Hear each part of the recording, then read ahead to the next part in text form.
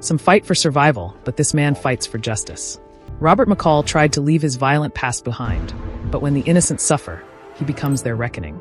From taking on the Russian mafia to avenging a fallen friend, his enemies learn too late that he's not one to cross. Even in a quiet Italian town, his deadly skills and experience make the gangs quake. Justice is coming, and McCall never misses. This is the recap of the Equalizer Trilogy. Enjoy the story.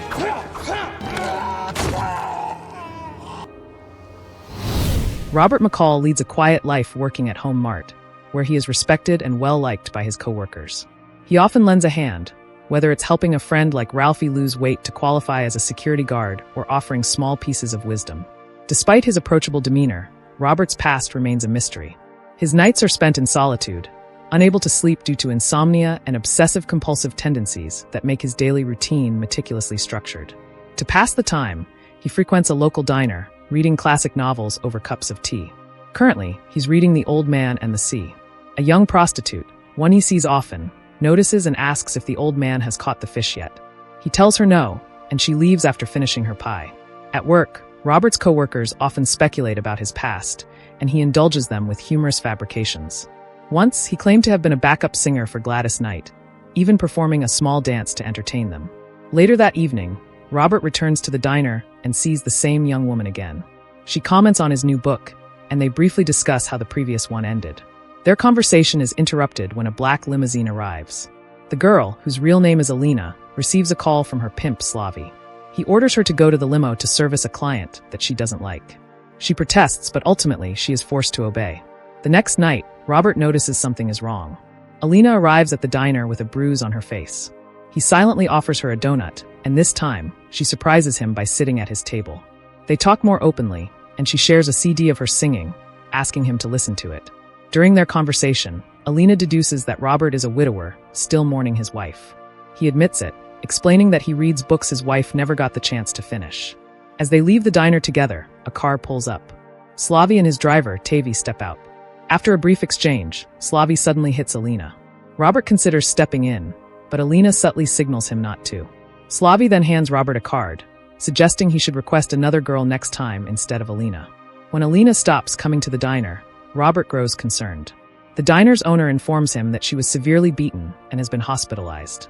Robert visits her in the hospital, but chooses not to show his face. He watches from a distance as Mandy, another girl under Slavy's control, cries at Alina's bedside. Later, as Mandy struggles to get coffee, Robert assists her. When he asks about Alina, Mandy confides in him, revealing that Slavy brutally beat Alina for fighting back, and that he had once disfigured a girl with battery acid to keep the others in line. After days of contemplating, Robert makes a decision. He decides to go to the restaurant where Slavy operates and offers $9,800 to buy Alina's freedom. Slavy laughs at him as he claims she's worth far more. He ridicules Robert as he dismisses the offer entirely. Without a word, Robert retrieves his money and turns to leave. Then in an instant, he reconsiders. He locks the door behind him and readies himself for his next line of action. Robert scans the room, noting the positions of the men and their weapons. He sets his watch. Then he moves. With calculated precision, he twists a thug's arm, forcing him to discharge his gun directly into Slavy's throat. Seizing the moment, Robert smashes a shot glass into another man's eye, incapacitating him. He swiftly disarms another attacker, driving a knife into him with deadly efficiency. Finally, he turns to Tavi, plunging a corkscrew into him repeatedly, delivering the final blow under his chin. As Slavy gasps for air, clutching his bleeding throat, he musters the strength to ask Robert who he is. Robert doesn't answer. Instead, he calmly counts down the seconds Slavy has left. The room falls silent as Slavy takes his final breath. With a quiet apology, Robert exits the restaurant, methodically cleaning himself up. That night, for the first time in a long while, he sleeps soundly. Days later, Teddy, a ruthless enforcer for the Russian mafia, arrives in Boston to investigate the deaths of Slavy and his men. With the help of corrupt police officers, he initially believes the killings stem from a gang war. Determined to uncover the truth, he works alongside Frank Masters, a crooked cop, and begins interrogating key figures in the criminal underworld. When they track down a local gangster, John Looney, there was palpable tension in the room.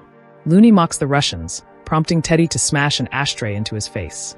Frank executes Looney's men without hesitation, and Teddy viciously beats Looney until he is unconscious, ensuring he understands the consequences of disrespecting the Russian syndicate.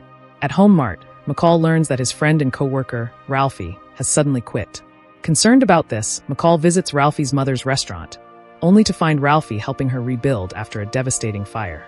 Ralphie quietly reveals that the fire was no accident. That night, two corrupt officers, Remar and Peterson, visit the restaurant and demand protection money, threatening another accident if the payments aren't made on time. McCall watches from a distance, then calmly confronts the officers outside. He informs them that he wants to report a crime, but they dismiss him and mockingly tell him to call 911. Instead, McCall dials one of their personal phones and shows them a video of their extortion, including their admission to setting the restaurant on fire.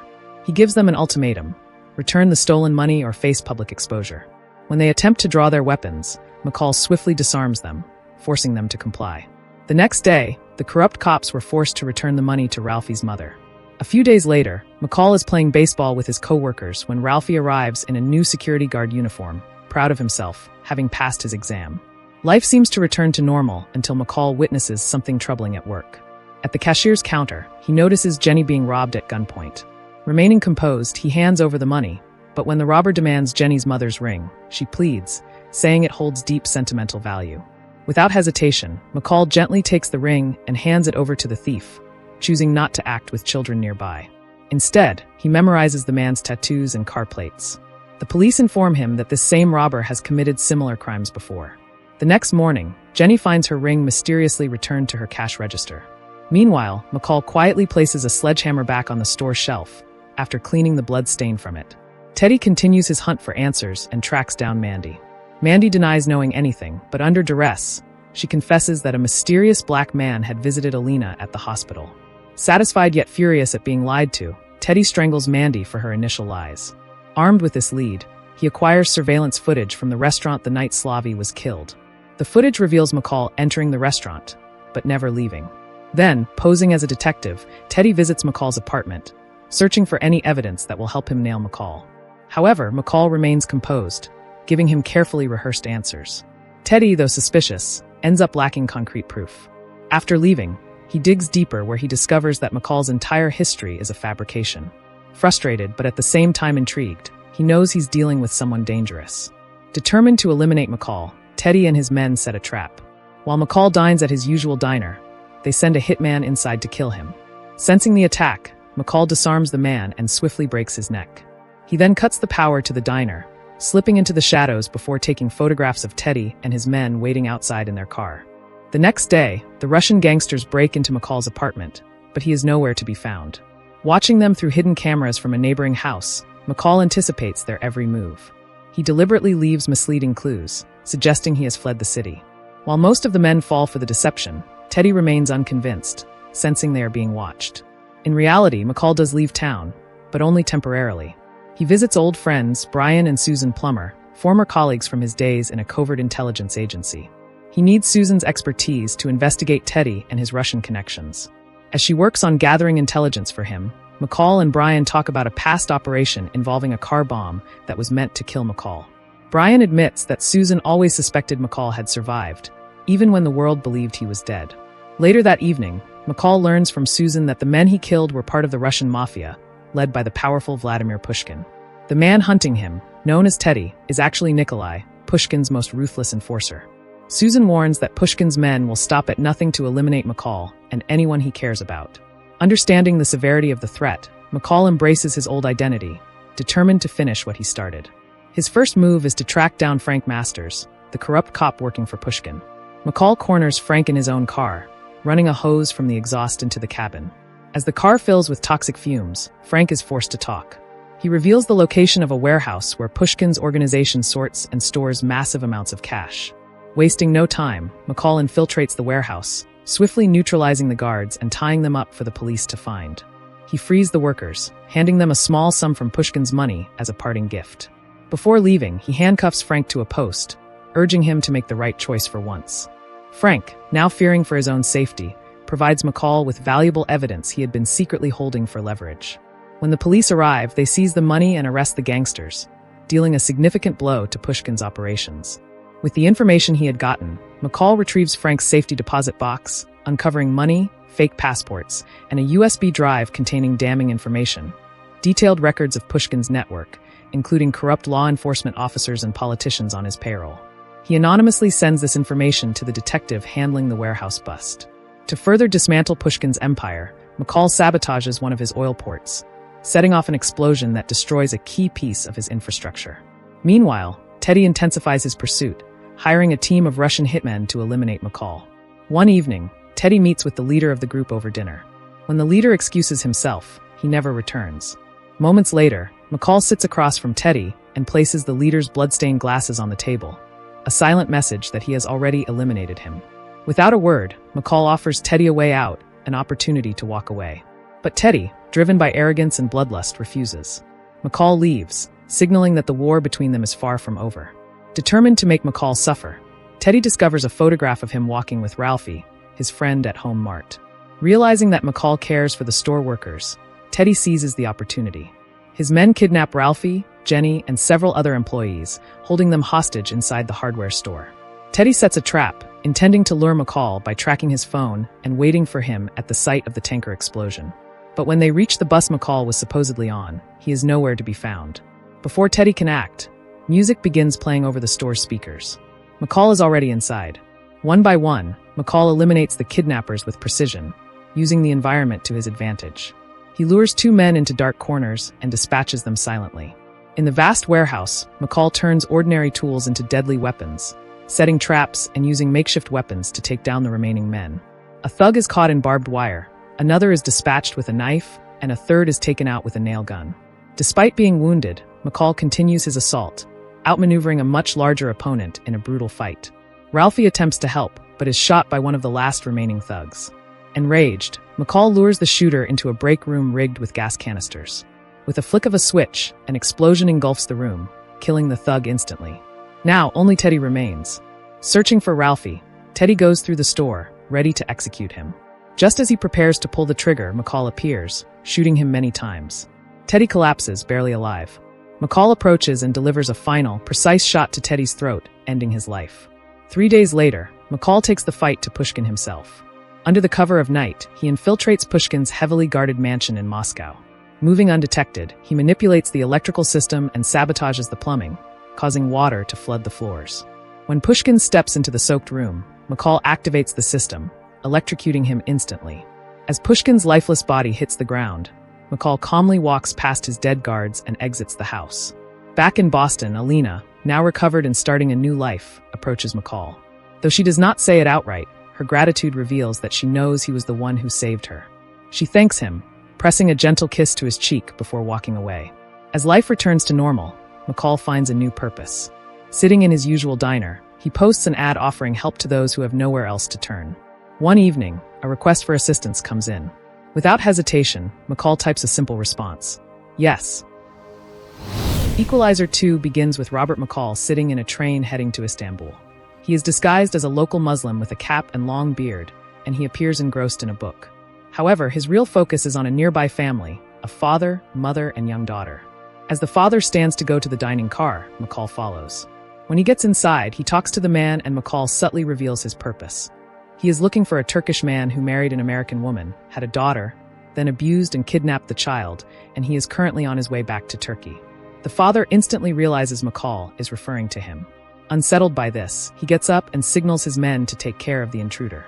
Unknown to them, they are about to face a highly trained ex-agent. McCall swiftly takes them down, effortlessly incapacitating each one. Then, adjusting his sleeves, he turns back to the father, offering him a choice: face the usual pain or suffer something far worse. We then hear a loud scream of agony as the camera pans out of the train. The scene then shifts to the bustling city streets of Boston. Now, McCall leads a seemingly mundane life as a Lyft driver. He pulls up outside an office building to pick up Sam, an elderly man searching for his long-lost sister. Through his rides, McCall interacts with different people, observing some while engaging others in conversation.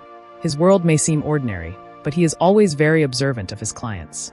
Meanwhile, Grace, the mother of the young girl from the train, enters her attorney's office. She is met with an emotional sight, her daughter safe and unharmed. Tears flow as mother and child embrace, their reunion made possible by McCall's intervention. Although even her attorney could not explain how it happened or who brought the child back. While they rejoice, McCall remains on the road, ever watchful, waiting for the next mission life throws his way. The scene abruptly shifts to Brussels, where a man named Calbert arrives home, expecting a quiet evening. Instead, he finds his wife seated at the dining table, her face bruised and frightened. Before he can react, a cold-blooded assassin shoots her in front of him.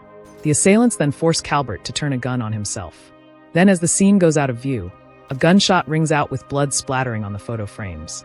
Back in the city, McCall continues his job as he picks up another client. But the setting appears strange to him. He sees a man helping a young distressed woman into the cab, and it appears that she was in pain. McCall also noticed some bruises on her body, and he immediately noted that something was wrong. Although he remains silent, he takes in every detail. Later that evening, he returns to the man's apartment, informing him that the woman was taken to the hospital, where doctors found multiple injuries on her body. McCall gives the man a chance to do the right thing. Instead, the man lunges at him in an attempt to attack. Within seconds, McCall responds as he uses the man's own card to deliver a precise slash before swiftly breaking his bones. The other men also suffer the same fate. All these last no more than 30 seconds. With his work done, McCall calmly exits as he warns the man to ensure he rates his Lyft service on the app with 5 stars. It soon becomes evident that Robert is no ordinary man. Returning home that night, Robert is pleasantly surprised to find his old friend Susan waiting for him. They reconnect over dinner, during which Susan shares details about the high-profile murder case in Brussels. The victims were a married couple, but the case is complicated as both were intelligence agents.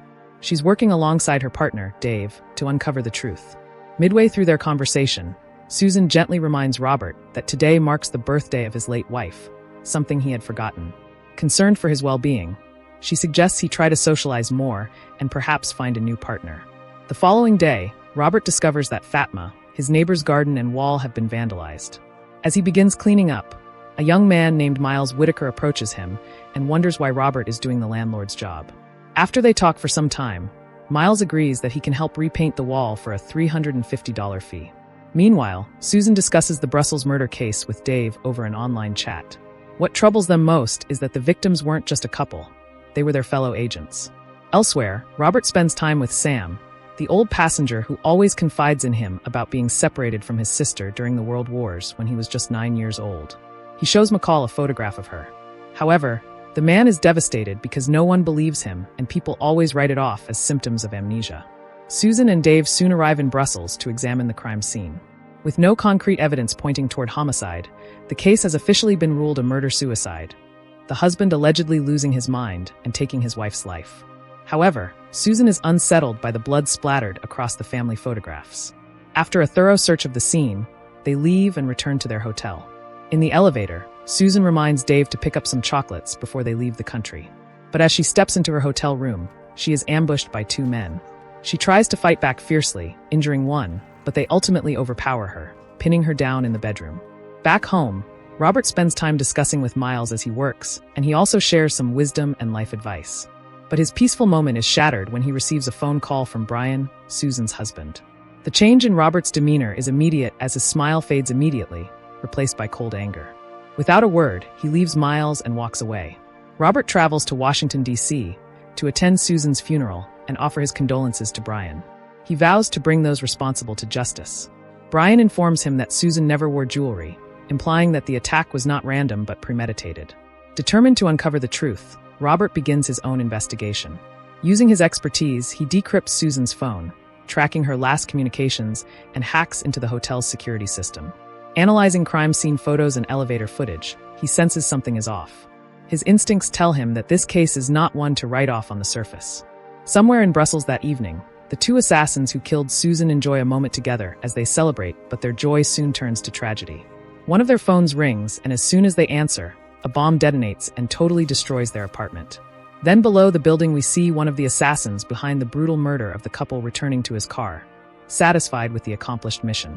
Meanwhile, Robert goes to see his former partner, Dave, who is pleasantly surprised to learn that McCall is alive after all these years. In the following days, McCall tries reconstructing the crime scene in his mind as he meticulously visualizes the events leading to Susan's death. He reviews the details, cross-referencing them with the murder of the Belgian couple. Soon, he finds a pattern. Both crimes share a common thread. The perpetrator was left-handed. This realization sends a jolt through Robert.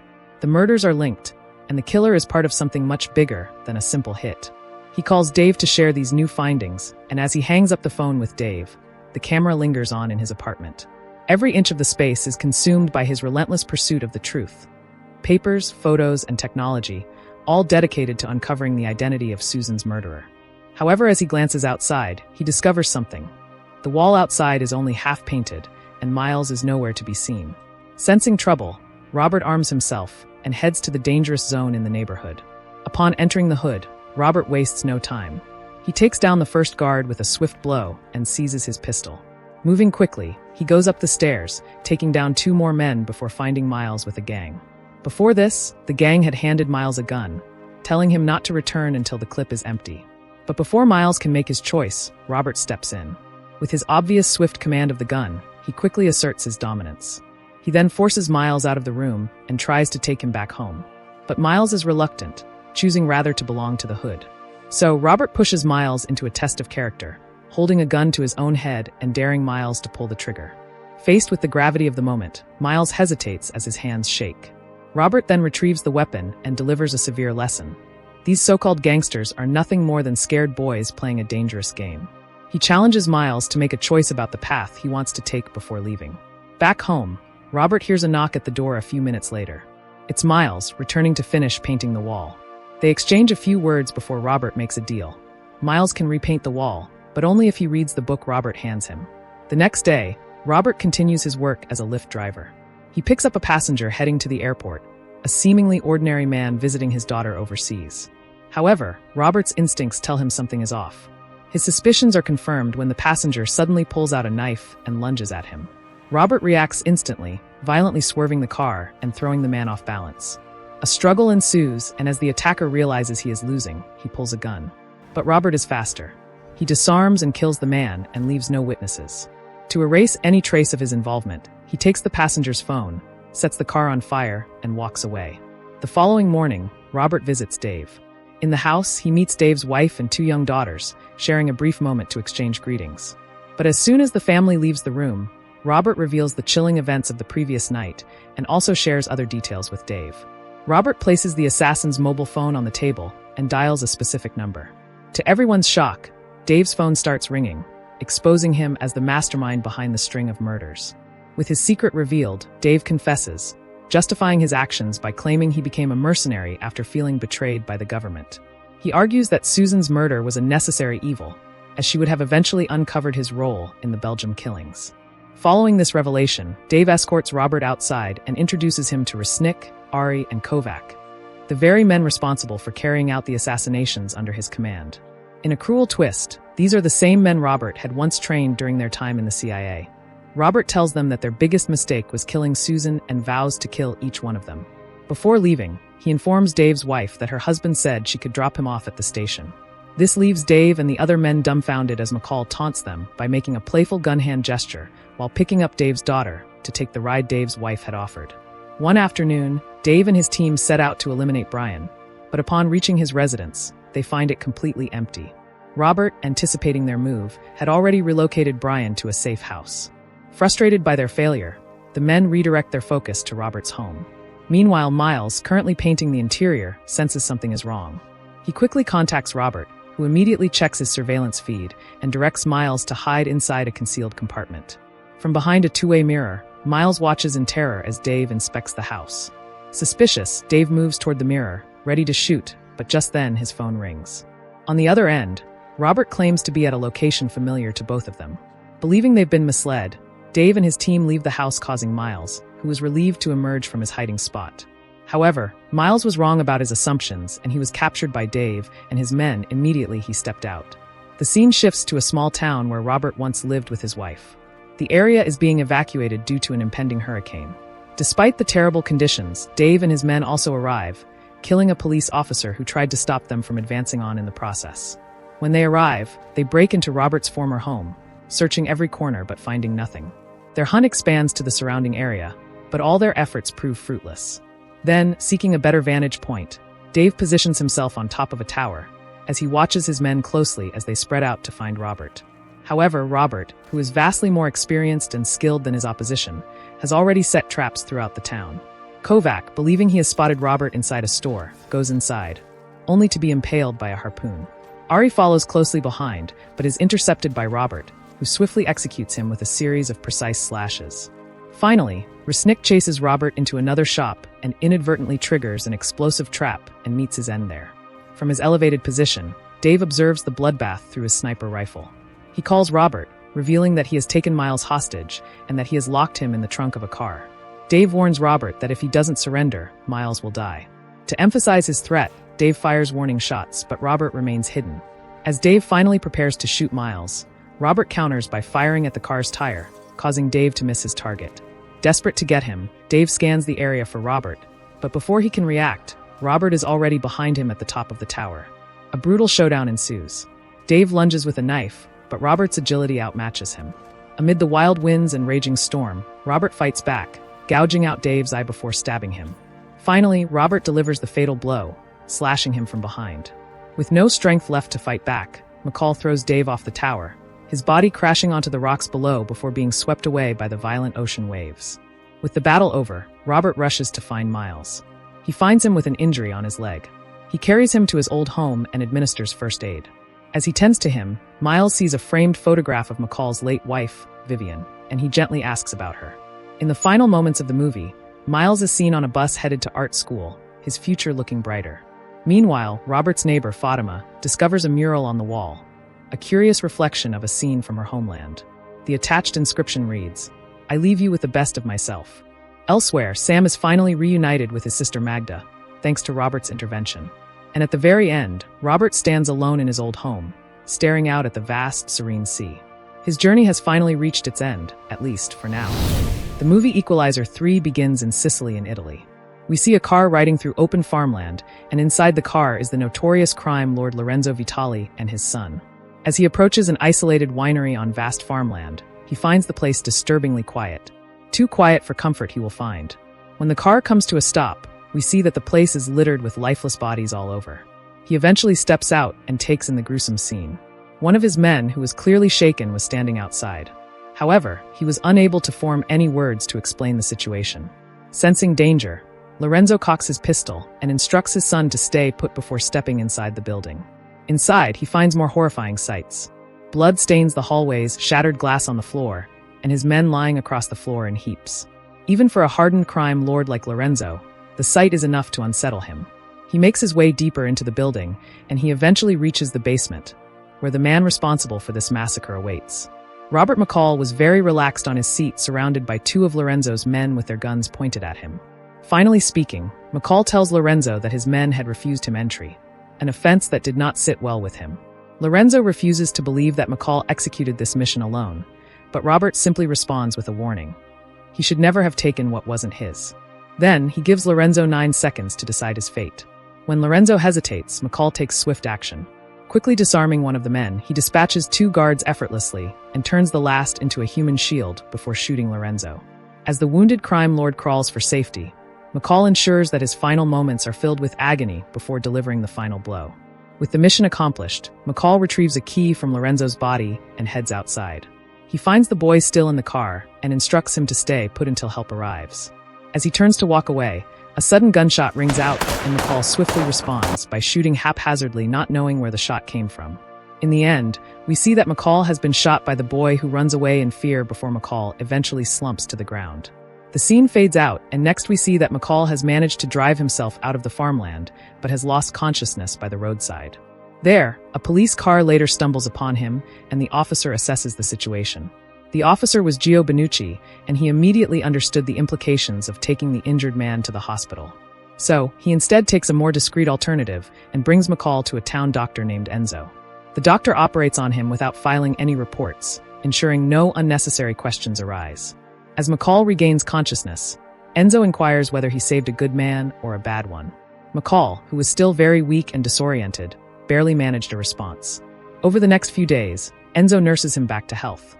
When McCall finally gathers enough strength, he takes a cautious walk with the aid of a cane. Enzo informs him that he has been unconscious for 3 days and encourages him to move around. McCall steps outside, slowly making his way through the town streets, observing the local shops and cafes. He stops at a small cafe and carefully arranges the tissues before him, which is now very much part of his nature. A young waiter takes his order before another woman named Amina serves him, placing his order on the tissue. However, he remains calm and continues with his coffee. Officer Benucci soon arrives with his young daughter, Gabriella. Introducing himself properly, he tells McCall that he had suffered a nasty fall, a subtle way of saying he won't be pressing him for details. He then hands McCall his car keys, assuring him that he never looked inside McCall's bags inside his car. With a nod of understanding, McCall watches as Benucci walks away with his daughter. Meanwhile, at a CIA operations base, Agent Collins answers an unexpected call. On the other end, McCall delivers the coordinates of the very winery where he had executed Lorenzo. Suspicious of how an unknown caller has access to classified locations, she wanted to know who was making the call. McCall simply tells her that he is a concerned citizen before abruptly ending the call. Unsettled by this, Collins traces the call and pulls up a satellite feed of the location. Before she can act further, McCall calls again, this time advising her to send a team to investigate the site. When Collins tries to probe for his identity again, McCall calmly informs her that he knows that their conversation is being recorded before cutting the line. Though he was still recovering from his injuries, Robert continues to spend his time integrating with the locals. One evening, as he rests on a set of stairs, his memories come rushing back. Flashes of the winery massacre play out in his mind. Yet, as he recalls the brutal efficiency with which he had taken out his enemies, he barely recognizes himself. The next day, he finds himself at a local cafe, quietly giving his orders when a man enters, takes an envelope from the owner, and hands it over to a group of bikers. From his seat, Robert watches but does nothing. The next day, Amina, the waitress in the other cafe, serves him coffee and introduces herself to him. As days pass, Robert becomes more familiar with the town and its people. However, he notices the bikers making regular rounds, collecting protection money from struggling shopkeepers. One such victim is Angelo, a fish seller. One day, when he was unable to meet his payments due to slow business, Angelo faced the wrath of Marco Corrent, the brother of the local mafia boss. Behind closed doors, Marco delivers a severe beating, warning that next week's payment will be doubled. Outside the store, Robert listens, his expression calm, until Marco steps out. Their eyes met, and they gave each other a cold, unwavering stare. Marco and his men ride to Naples and proceed toward a residential complex. Inside the complex, Marco's brother, Vincent, was sitting with some property owners, making them an offer. When they refuse his offer, Vincent calmly stands and exits. However, a moment later, a man is hurled through the window of the building. It was the property owner's old father, and this was to prove to them that refusal is not an option. Then, meeting with Marco, Vincent orders him to ramp up collections, emphasizing that the town must generate more money. He tells Marco that he has bigger plans to transform Altamonte into a hub of high-end casinos and luxury resorts, whether the people want it or not. The following day, Robert stops by Angelo's shop to pick up fish for Enzo. Business seems normal, and Amina happens to be there as well. They joked about McCall's new hat briefly before Amina leaves. In the meantime, Angelo refuses to allow McCall pay for his purchase and insists the fish is on the house. Meanwhile, the CIA, acting on Robert's call, decides to investigate the winery. What they uncover is staggering. There was millions in cash, weapons, and synthetic amphetamines. Collins, who was the supervisor overseeing the bust, acknowledges the significance of this operation because it wasn't even on their radar. Suspicious of the source the tip came from, she tells her partner Frank that she needs to find out who made the call. That evening, Enzo checks Robert's healing injuries, tells him that he is nearly fully healthy again. As they talk, Robert questions why Enzo took care of him instead of calling the police. Enzo's answer is simple. When he had asked Robert if he was a good man or a bad man, Robert replied that he didn't know. He tells McCall that only a good man would have said that. Elsewhere, Vincent informs Marco of more work to be done, outlining his ambitious vision for Altamonte. But his dream of modernization comes at a cost. The townspeople must fall in line or be taken out. As Robert prepares to return back to the States, his departure is interrupted by an incident. He heard screams through the streets as Angelo's shop was ablaze with fire. The shopkeeper and his wife watch in horror, helpless as their livelihood is reduced to ashes. Enzo tries to console them while Robert scans the crowd. Across the street, he sights Marco and his crew who were observing from a distance, and he notes that they rather appeared content with what was happening. The next morning, the community rallies together and Robert decides to help too. They begin rebuilding Angelo's shop as they show their love and support. Meanwhile, at the police station, Officer Gio identifies the vehicle responsible for the arson and initiates an investigation. That night, while Robert orders his coffee as usual, Amina strikes up a conversation, and they eventually end up going to grab some food. Together, they walk through the town as they eat their snacks and share a brief moment of normal life together. Time passes, and Robert finds himself growing attached to Altamonte and its people. He enjoys their traditions, their resilience, and most of all, their coffee. But beneath the surface, he knows, the storm is far from over. One day at his usual spot, Collins was watching him, and she tried to discreetly raise her camera to get a hidden shot of McCall. As she focuses, he acknowledges her presence and offers a sarcastic remark about improving his angle. Collins eventually cuts to the chase and goes to sit across from him. She once more asked who he was, but when he gives vague answers, she subtly warns him that she could bring him in, but he merely chuckles, reminding her that she has no jurisdiction over him. Eventually, Collins changes the conversation, referencing the recent string of murders. When she questions if he was involved, he dismisses the accusation with a smirk, claiming to be nothing more than a bystander that is too old to commit such crimes. His effortless charm manages to draw a chuckle from her. Before walking away, she tells him to stay put. Meanwhile, Gio arrives at his daughter's school for pickup. Just then, his phone rings. A voice informs him that they have his daughter and orders him to stop meddling in their affairs. He immediately sprints home and bursts through the door, only to find armed men lounging in the house as if they own the place. His family is held hostage, and the men make their demands clear. Drop the investigation, or his daughter will be executed. The threat leaves no room for negotiation as they beat him up before leaving. Gio eventually goes to Enzo to receive treatment, and when Robert sees Joe's bruised face, he immediately questions Enzo about what happened. Meanwhile, McCall continues to train harder and push his limits. During one of his sessions, he finds Collins already waiting for him at the top of a long stair. She informs him that she no longer considers him a suspect, merely a mysterious presence. She then informs him about her discoveries about Lozenro's notorious cartel and the smuggling business. When she asks why he reached out to her specifically, his response is simple: why Sicily? He explains that Italy houses one of the most secure ports in the world, which should make it an unlikely location for such a high-stakes operation. His words suggest deeper implications that she can't ignore. Later that evening, Gio takes his family out for dinner as he attempts to regain a sense of normalcy. However, their peace was short-lived when Marco and his men walked in. Marco then leans in and orders Gio to start working for him. He tells him that he isn't making a request, he's giving orders. Marco then notices Robert glaring at him from across the room. Amused by his audacity, Marco walks over, warning him to mind his own business.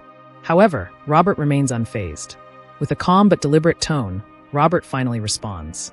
He tells Marco that he had just made a grave mistake, but Marco and his men erupt in laughter as they mocked him. But Robert is far from finished.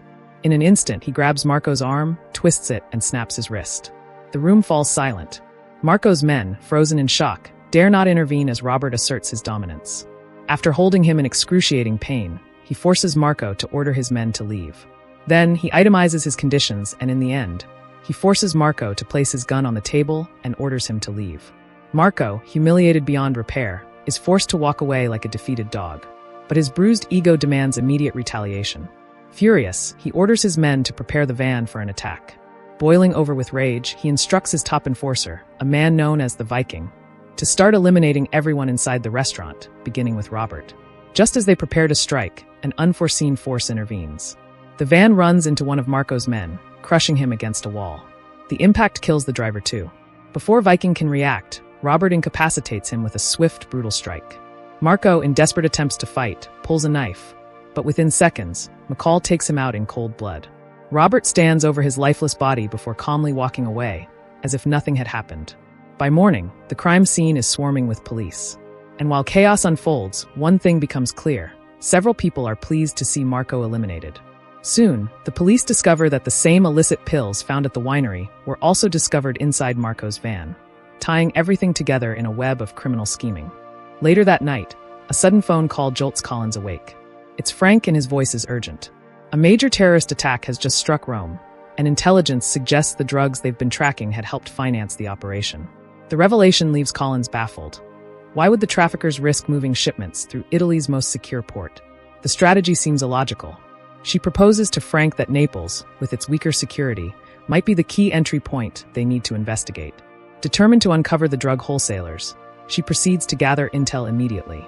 She wastes no time and immediately confronts the chief of police, demanding access to question anyone with connections to the Camorra or the Italian mafia. Handing him a file, she watches as he scans the file. After careful consideration, he grants her permission to interview all but one individual. Ironically, this omission only heightens her curiosity. Without hesitation, Collins insists on questioning the one person she was denied access to. The man, initially hesitant, asks what she is offering. Her response is cold and unwavering. No deals, just an opportunity. Swayed by her confidence, he is forced to comply, and he reveals the location of the wholesale supplier. With this new intelligence, the authorities waste no time. The police launched a raid on the premises, and there was chaos. Gunfire fills the air, and several suspects are fatally shot in the crossfire. Meanwhile, at Vincent's estate, the men gather to mourn Marco's death. The air is thick with grief as close allies pay their respects. Amidst the mourners, the chief of police arrives, his presence quiet but significant. After offering his condolences, he pulls Vincent aside and lowers his voice. He warns that the CIA is in town, probing into mafia government ties. The situation is growing volatile, and he advises Vincent to put all illicit operations on hold. He tells Vincent that the CIA agent Collins is dangerously close to unraveling the Camorra's entire strategy, leveraging rival organizations to expand their empire. However, Vincent was enraged by the chief's audacity, and he lashed out violently. He severs the man's hand as a brutal reminder of who holds power. He then issues a chilling command that the focus should remain on avenging his brother's death. He will stop at nothing to maintain control. Elsewhere in the city, Colin's phone buzzes once more. This time, it's Robert. His tone is frantic as he reveals a shocking truth. The Camorra is behind everything. The bombings, the drug trade are all orchestrated to consolidate their dominance. Just as he warns her to be careful of her next move, a deafening explosion erupts. The bomb had been meant for her, but by sheer luck, she was just outside the lethal radius. Severely injured but miraculously alive, she is rushed to a nearby hospital, where she is admitted into intensive care. As she fights for survival, Frank vows to uncover the truth, no matter the cost.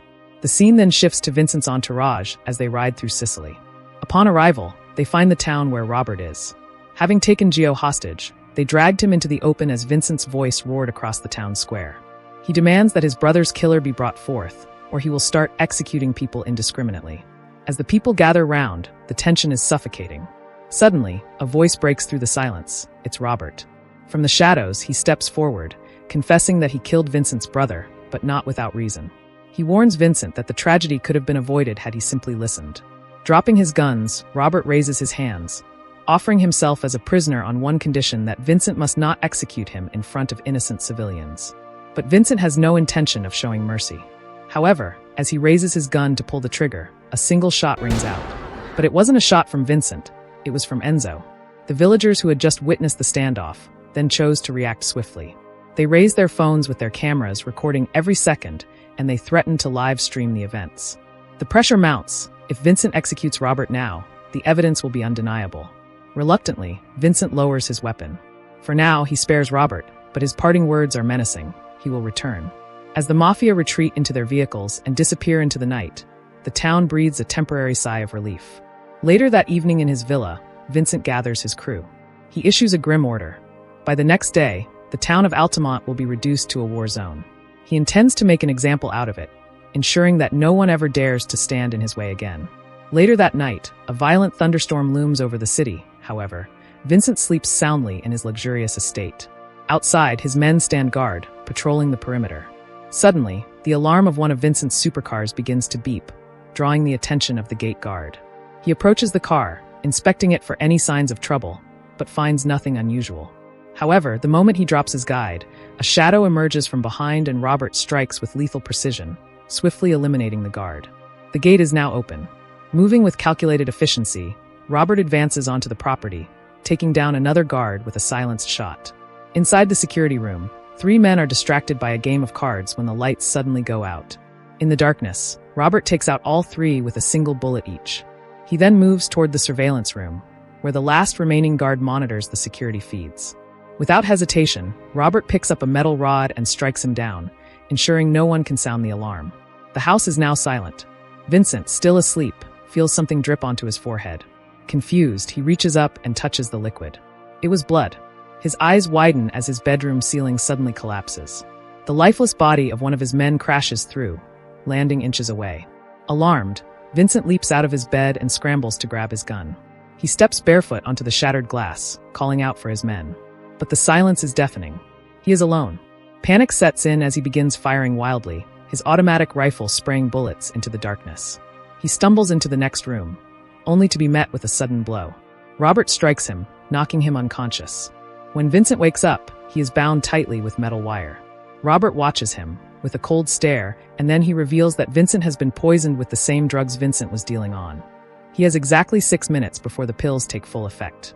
Then, without another word, he cuts Vincent loose and lets him run. Desperate to escape, Vincent stumbles through his own home, his body weakening with every step. Robert follows at a slow, deliberate pace as he keeps an eye on him. As Vincent collapses onto the cold pavement outside, a speeding car strikes him, sending him rolling across the ground. Helpless and gasping for air, he crawls forward, dragging himself inch by inch. Robert merely walks past him as Vincent breathes his last. Meanwhile, across the city, law enforcement executes a series of coordinated raids. Members of the Camorra crime syndicate are taken into custody and their reign is brought to an end. Days later, at the hospital, Robert visits Collins, who thanks him for saving her life. He places a bag of cash by her bedside, saying that it was payment for a debt. Collins soon realizes the money is meant for an old man in Boston who lost his pension in a devastating cyber attack. She then pieces together the truth. Robert had traced the attack to a Sicilian winery, eliminated Lorenzo and his men, secured the vault keys, and retrieved the stolen amount. Yet, when asked about his connection to the old man, Robert simply states they had met only once. Collins later travels to Boston, delivering the money to the old man and his wife. On the verge of losing everything, the couple is overwhelmed with gratitude, but puzzled by Collins' generosity. As she leaves, she admits she too is unsure of the depth of Robert's involvement. Back at CIA headquarters, Collins receives an unexpected package, a diary belonging to her mother. Inside, there is a note from Robert. As she flips through the pages, we find a shocking revelation. Collins is the daughter of Brian and Susan Plummer. In the film's closing moments, the town of Altamont bursts into celebration as their football team has just secured a massive victory. Robert joins the jubilant crowd as he moves and seamlessly blends with the people. And for now, his mission is complete. And that is the entire story of the sequel movie, The Equalizer, starring Denzel Washington. If you love this recap and would like to see more sequel movie recaps on the channel, subscribe and drop a comment for us. We'll love to hear back from you. Thanks for watching and see you in our next video.